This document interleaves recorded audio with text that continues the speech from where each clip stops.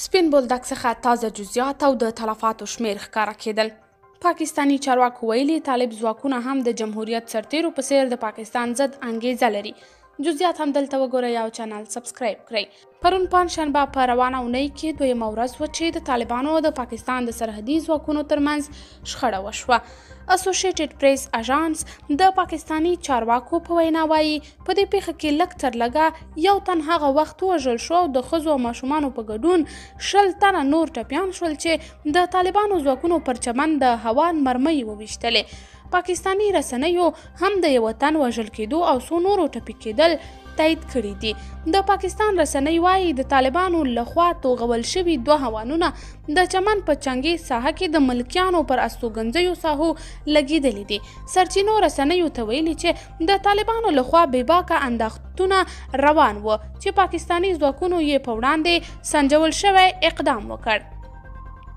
د چمن یو ځایي اوسیدونکي چې د موضوع د حساسیت له کبله یې د خپل نوم له ښودلو ډډه کوله تېره شپه ازادي راډیو ته وویل چې په شخړه کې چې د شپې پای ته ورسېده شاوخوا 20 تنه ټپیان دي. نوموړي وویل د ماښام د اذانونو پر مهال هم د ډزو غږونه اورېدل کېدل. دا نن چې کوم جنګ و په دې کې 20 تنه ټپیان شوي چې د 4 روغتیایي وضعیت نازک ښوول شوی دی.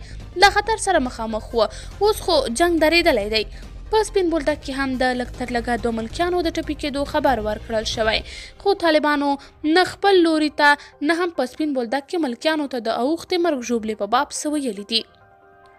د چمن څخه یو پاکستانی چارواکي ویلي موږ فکر نه کولو چې طالبان به د پاکستان پر ضد داسې جګړه وکړي، خو ښکاري چې طالب سرتیري هم لکه د تیر جمهوریت سرتیرو غوندې د پاکستان ضد ذهنیت او انګیزه لري. په راپورونو کې ویل شوي چې طالبانو غوښتل په شیرو او بوسیمه کې پوسته جوړه کړي چې پاکستان یې مخنیوی کړی دی. د سپین بولدک یو اوسیدونکي شفیق پښتون ازادي راډیو ته وویل زموږ ډیر ملګري چې د حادثې شاهدان وو وایي چې د پاکستاني چارواکو لخوا پر موږ ډزې شوي دي. هلته خلک مجبوره کړای شوي چې دغه ځایونه ورته پرېږدي.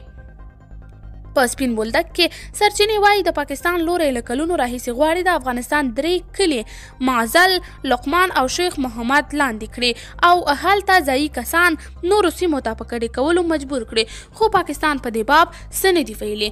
قدرمنو کتونکو تاسې په هکله څه نظر لرئ؟ کمنټ کې شریک، ویډیو لایک او چینل هم درسره سبسکرایب